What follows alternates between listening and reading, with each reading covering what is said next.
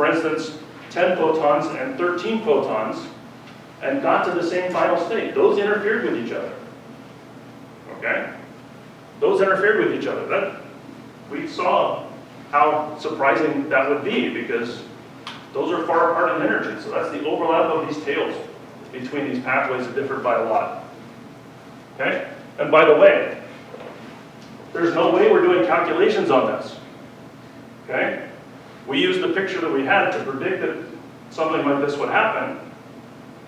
We can't even do a calculation for this to try to compare with that. We just said, look, this idea works for complex systems. That's a complex system because these states, these excited states, we know are Rydberg states at the n of 30. Okay? How many states are there in hydrogen atom around n equals 30? Quite a few, right? I mean, the number grows like n squared. There's a lot of states up there. Okay? So you can see here, there's a clear higher frequency component. And moreover, we can experimentally extract that amplitude. So the coefficient, the Fourier coefficient, is exactly that quantity.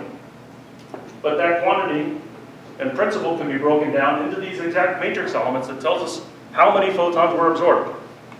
For sure, we know the difference. We know the delta M of what was absorbed. We can do the same thing for the yield, by the way, in the same experiment. And, okay, you see sort of, this is just Fourier transforming experimental data. You see a delta N of 1, but you see a much stronger delta N of 2, which is the one we expected for the yield. But you also see this significant one over here for delta N of 4. Okay? So these are pathways that differ by 4 photons interfering.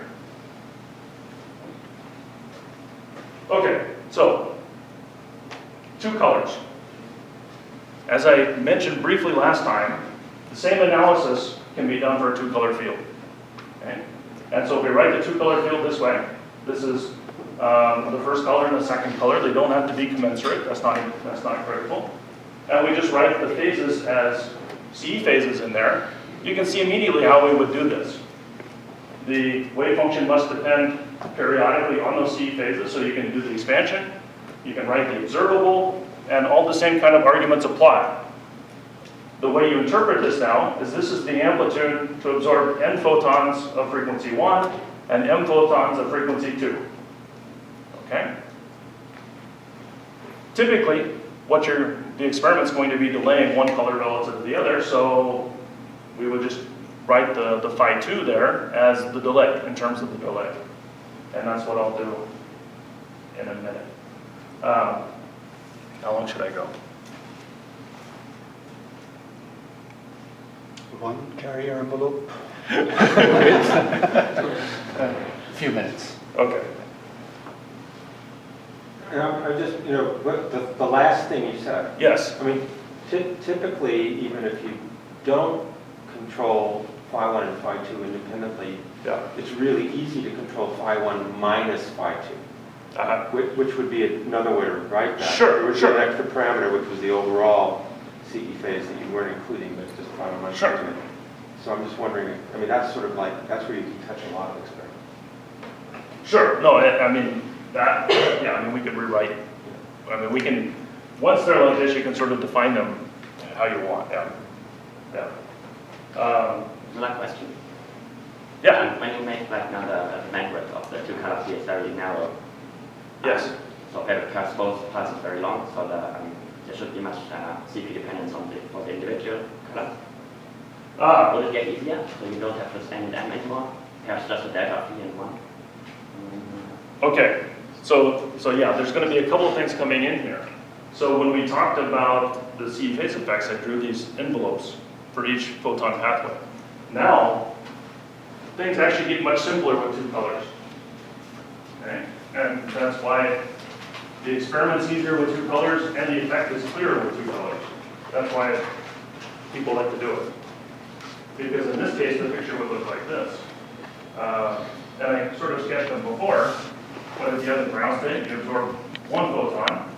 That gets you to there. If I absorb, I don't know, let's make it 2.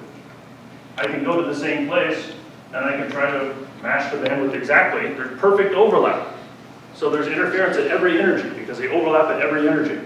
It doesn't depend on the bandwidth. Okay? However, if you also had broad bandwidths in these, then you could have CE phase effects in addition to delay effects. So you can play those against each other if you want. Okay?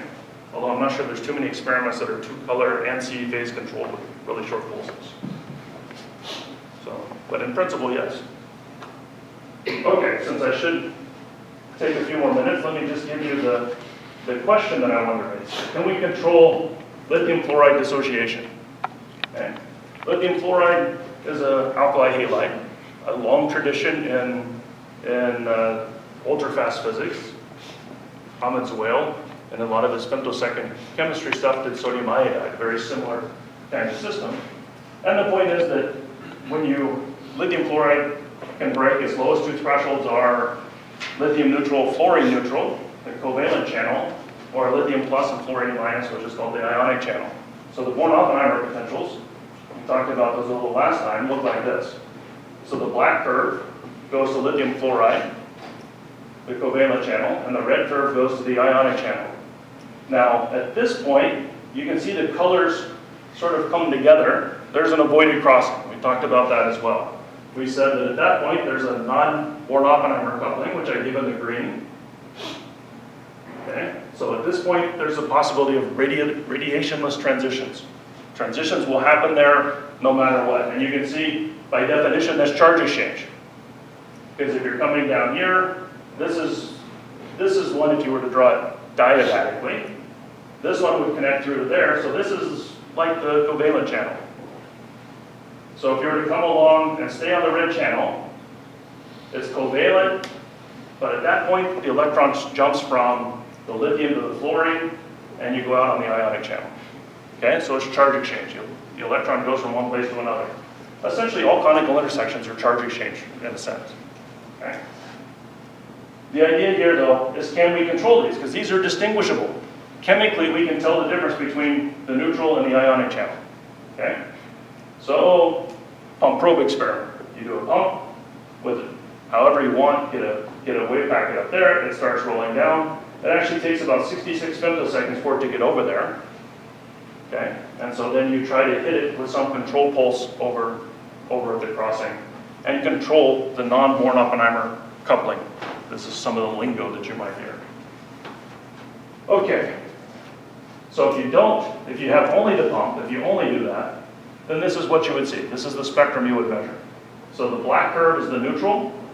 That's what comes out of the neutral, and that's 86% of it. Okay? So you pump from the ground state up to here. This wave packet starts rolling down, and at that avoided crossing, it's going to split. Some will go up there, some will go over there. 86% goes to the neutral. Okay? If you come with a control pulse of some delay, you can actually reverse this branching ratio. Okay? So the black curve, which was 86% before, you can make it go down to about 22% or 23%. That if you have the right delay. Okay? The control is a Raman process. Okay, we heard about that in Phil's talk already this morning. And you can tell that because this is the energy you would expect just from the first step. So if you had no probe, everything would be here. With the probe, if you absorb a photon, you would be right there. Or if you emit a photon, you would go there. And you can see there's almost nothing there. So the probe for sure did something, but it didn't leave anything one photon away. What it did was it absorbed a photon and emitted a photon, or emitted a photon and absorbed a photon. Okay? And those, by the way, are two pathways that can interfere. They can come back, and you get control. Okay? So the question is, can we do better? This is probably, for the purpose of the talk, the more interesting point, is that just rewrite this with the delay. Okay, and now this is the delay between the two colors. Tau is Tau is the delay, not between the pump and the probe, but between the two colors. Because what I want to do now I pumped it, now I want to probe it, but the probe is going to be itself 2 colors. Okay? The control knob is exactly going to be the delay between the 2 colors in the probe holes, or the control holes. Okay? So, we're still coming at a delay of 66 femtoseconds, which was the maximum over here. Whoops. Right there. Okay? But we're going to try to control that. So this is just what we talked about. This is the theory for it. And you can see now, instead of a seed phase being explicit in this Fourier transform, it's the delay. So the delay dependence in this observable is explicit. And we can do all of the same things. So finally you get a yield that looks like that. And it's repeated here. But again, this is the yield. This is integrated over all angles. And we're looking for delay dependence. We can have seed phase dependence, but we're really looking for the delay dependence. And you can see that it depends only on the color, on the second color, only on the number of photons, m and m prime, of the second photon, because it comes along with omega 2. We need the same parity, but it's the same total parity for the process. You absorb a photon of one color and another color, that's a 2-photon process, you would go to an even state. Yeah, maybe I don't want to go through that. So this was the result with pump only, for instance. The idea is to use the Raman processes since they're so efficient. But I want to make 2 color. The probe has 2 different colors now instead of a single color. So the Raman is absorb 1 and emit 1, but it's going to move that, the blue, you'll get the blue peak because the 2 frequencies aren't exactly the same. Or emit 1 and absorb 1, you get the red curve. And again, the interference is where the overlap is. And maybe I won't go through the details. Just to give you the result. We can go through the analysis just the way we've talked about. And this is the result for the branching ratio. Which fraction goes to which channel. And you can see we can control it. This runs from, I think the scale is 0.1 to 0.9, but this number is roughly, I don't know, 18%, 17%, something like that. Okay? But by changing this delay between the 2 colors, we can certainly control it, which of course you would expect. The question is how much. Okay? And you can look at it as a function of energy as well. Okay? Measuring these things, again, we can go back and compare with the actual expression, will tell us about these amplitudes, which are the matrix elements that have all the details of the system in it. So again, I would argue that the interesting thing to do is to measure these and try to extract those details of the system. Okay? Fourier transform these kinds of things to get those amplitudes and understand the system. Okay? Because that you can do for complicated systems. It doesn't have to be a system where we can calculate them a priori. We don't have to be able to do the theory from the other way to calculate these spectra. The experiment can be done on formaldehyde or whatever, and these kinds of things extracted. Okay? There's a lot of similarity with things like multidimensional spectroscopy, because we're doing, in the end, we're doing Fourier transforms, but we're allowing multi-photon effects here. Okay? Anyway, with that, I should probably wrap up. The summary says more or less what I've been saying, so we'll save a few minutes with that. Thanks.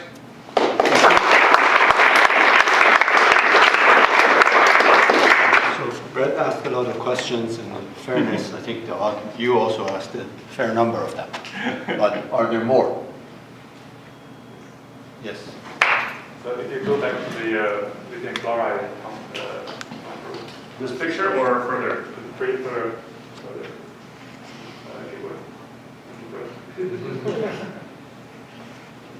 Yeah, could you expand on the mapping picture? This one? Yeah, okay, that's nice. So can I think on the probe, what the probe does is it dresses the field so the gap is larger, that's why you can control how much the branching ratio at the moment. These are dipole coupled, yeah. So I mean, if you want to think in terms of dressing, then yeah, I mean this will shift around. That's true. Again, there's lots of pictures one can use. right? There's not one right answer. Right. So yeah, I mean, we could write down, we could sketch the dress potentials, and we could probably try to develop an understanding from there as well. Like, can you use that in that picture, can you explain the P phase, if you can use two colors? We can explain the what? The P phase. Sorry, the chiral phase. Oh, can I explain the dependence? Right. Oh, like the delay dependence, you mean? Like this? Can you explain this? Yeah. Yeah, this is direct online interference. Okay, so the problem is, if you go to a dress picture, where's the CE phase in that picture? A dress picture is a Floquet picture. You get there basically by getting rid of the CE phase just the same way I did. Because my equations I go all the way back. But you only get rid of it with one of the two colors. So you still have a complex field that's at the difference frequency. No, that's true. That's true. I would only get rid of that phase. I can get rid of that one too by whoops, I don't have it here. By doing the full, well, with Floquet you don't. You get rid of one of them. So the question is, you end up with a complex phase and difference frequency, and is that your control parameter the way the CE phase was before? I don't know. I have to try to write it that way. I don't quite have the picture in mind. It's a good question. But for your question, let me try to go back.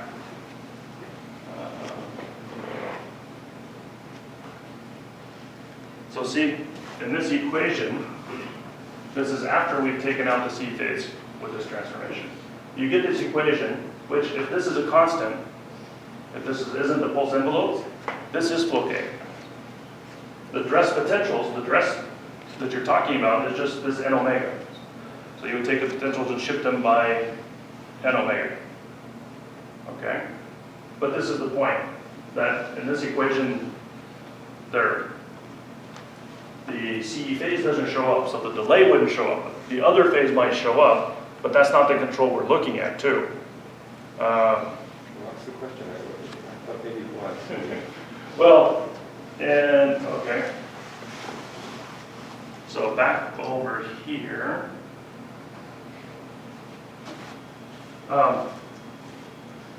Let's see, maybe it's better here. Yeah, I mean, we aren't looking at the dependence on phi 1, right? We're looking at the dependence only essentially on that phase. Basically this one relative to that one, right?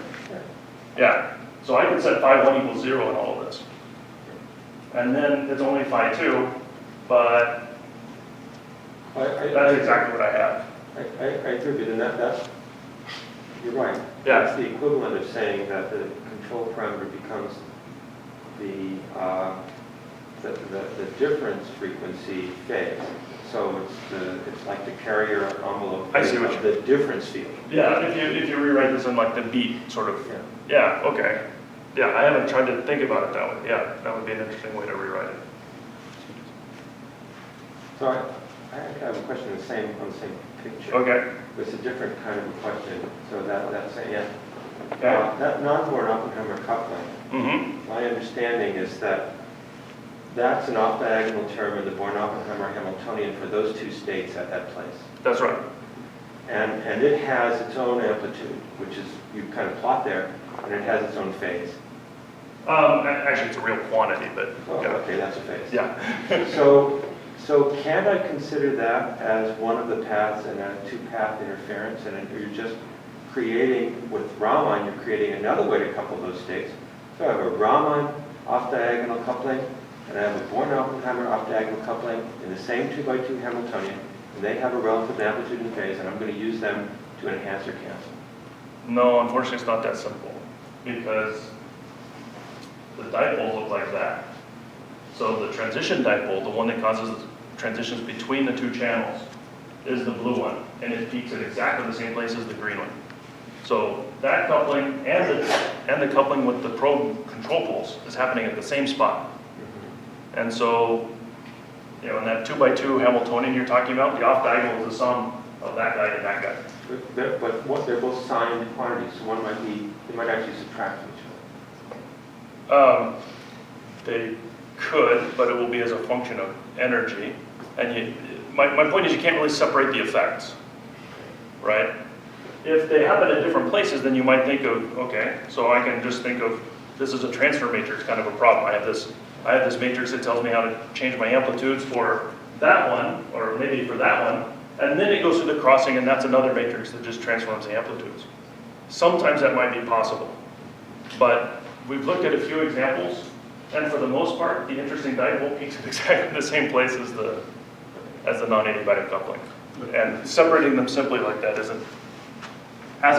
we haven't found a right way to do that yet.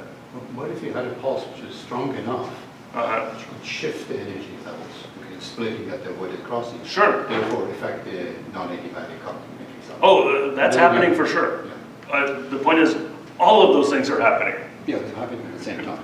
And that's the point. I mean, we can list all the things that are probably affecting it. Can we disentangle which one is exactly doing it? No. And for the theorists out there, which one is actually having the effect will also depend on which gauge we describe the problem in, right? Only the total is guaranteed to be the same between the gauges. So picking a particular mechanism is going to depend on how we write it down. So, yeah, you can decide whether you're happy with that or not. But disentangling, we've tried to disentangle them, not on this one, but on another system. It's just not so simple. This is completely coherent, yeah. Any other questions? So, with this, I think we've come to the end of the school. But have we? We have a whole afternoon. The reason I ask is this. In this past week, you and we together have gone through the equivalent of half a semester's worth of the course, right? In terms of roughly the number of lectures. 24 lectures, and we divide that by 14 weeks, and that's what you get. So, if Pierre and I will say that tomorrow there's going to be a midterm paper, are you ready? That's not ready. Is that enough time? Because you have the whole afternoon. The midterm is actually this afternoon. Okay. Perhaps not. But here's what I'd like you to do, is that either this afternoon, when you go back, to think back through the lectures, videos will also be on YouTube, or you also have the lecture notes, to ask yourself one handful of questions and ideas that you have grabbed from this school, write them down, which you could use for your research. Okay? Most of you are doing ultra fast and ultra strong, therefore, or if not even the methods which are used here. Okay? This particular method, for instance, was not for ultra fast, but it was just plain vanilla, non-adiabatic Born-Oppenheimer interaction. Right? To ask, what questions can I, or what ideas can I extract from these lectures, which have been given, as you know, by very high caliber people, okay? And some of them are still in this room, and which I can use later when I move toward my PhD. Okay? This is, I think, what I would like you to do. For the rest of the day, perhaps, it's great weather outside, but for the time, very near future time, when you go back to your home institutions. Okay? All right. So, Pierre, would you like to come up and say the last words? Okay. With the same feedback. Yeah. You enjoy the Come time? again next year, we'll try to keep the snow away. That's right. That's right. We promise much better weather. And one additional point. There is a binocular outside, well, actually over there. If you look to the right, toward the very last mountains, you will actually see, you get a very nice visible view of the Kitt Peak telescope. You know, the main optical telescope. Which is about Yeah. 100 miles away, by the way. How many miles? Almost 100 miles away. 100 miles, but you can actually see it. You really see the actual buildings with this binocular outside. So point it south toward Tucson and you will see it. Okay. So enjoy your time. I think we're going to get together for lunch at the usual time, and I think dinner will be also at the usual time. and It's 6:30 for dinner, is that what you 6 or 6:30, I will confirm, we can confirm with King. Yeah. So before we leave, I suggest we thank Hossein and Pierre for organizing it. Thank you.